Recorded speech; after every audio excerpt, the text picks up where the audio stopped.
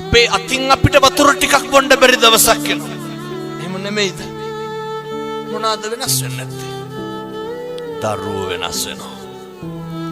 බිරිඳ වෙනස් වෙනවා. පෙම්වතා වෙනස් වෙනවා.